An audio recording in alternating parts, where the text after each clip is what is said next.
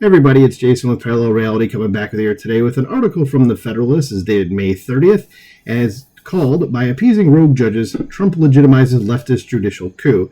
And I think we're all probably fairly sick at this point of all these judges who are not on the level of Donald Trump telling him how to do his job, because it's kind of like, hey, what's the point of even electing a president if he can't actually do anything? So let's go ahead and see what this has to say. It says if the judicial branch won't adhere to the Constitution, then Trump must. And I think they're going to, I haven't read this, but I mean, based on the title of the article, it's probably going to say just ignore them and sally forth.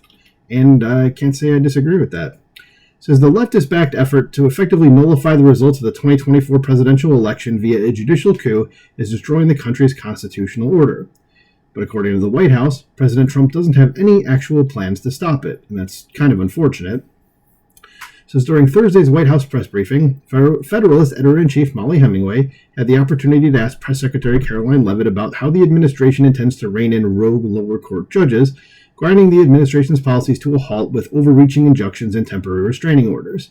After noting the Supreme Court and Congress's apparent unwillingness to put a stop to it, Hemingway asked, is there an actual effort by this White House to tackle this issue in a comprehensive way, and if so, what is it? It says, while Leavitt initially claimed there is an effort by this administration to tackle these rogue judges and the injunctions and the blockades that we have faced in our broken judicial system, she didn't specify what the strategy is. The press secretary then proceeded to filibuster, listing a series of overreaching injunctions from lower court judges blocking different policies enacted by the administration. So it says Leavitt's evasive answer prompted Hemingway to once again pressure the press secretary about how the White House intended to fight back against activist judges' efforts to sabotage the will of more than 77 million Americans who voted for Trump last year. It says you're saying you're responding to each and every one of these actions, efforts by these judges to delay or thwart the implementation of the agenda.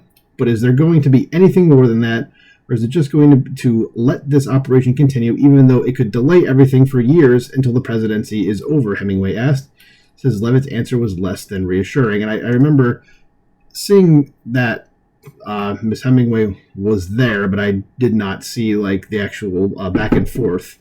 It says the press secretary said the administration is operating under the directive given from the president that we need to comply with the court's orders, and that the White House intends to fight them in court, and we're going to win on the merits of these cases because we know we are acting within a president's legal and executive authority. So for anybody that says that Trump's an authoritarian, well, here is the proof of him being the exact opposite of that.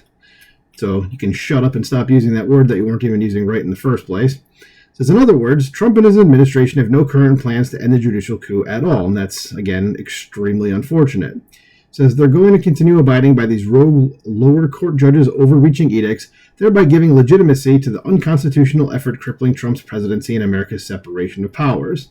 The way I've kind of thought about this, and this could be like not a good comparison, but it's almost like if you worked at Home Depot as a cashier and the CEO said he was going to be like firing some people, and you just as a cashier were like, yeah, I don't think that's a good idea, you shouldn't do that, and the CEO is like, well, I guess I can't do it because Mr. Low on the totem pole cashier said I couldn't.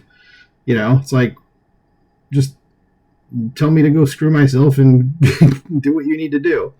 Says Leavitt is absolutely correct that Trump is lawfully executing his responsibility as delineated to him under Article 2 of the Constitution.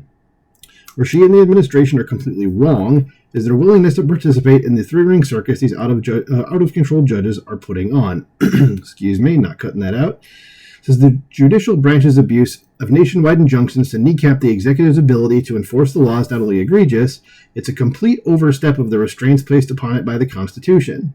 In no way, shape, or form did the framers believe the judiciary should wield such untamed power, and says, if anything, some of them viewed the judiciary as the weakest of the free branches is what I almost said, like F-R-E-E.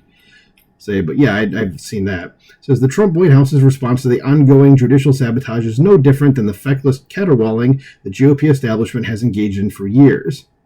In typical fashion, leftists undertake overreaching and destructive actions that undermine America's constitutional framework, all the while Republicans do nothing but rush to the nearest camera to tell everyone how bad it is. It's weak and pathetic, and that is never a truer statement has been told than that one right there. It says the judiciary has every bit as much of an obligation to adhere to the Constitution as the executive does.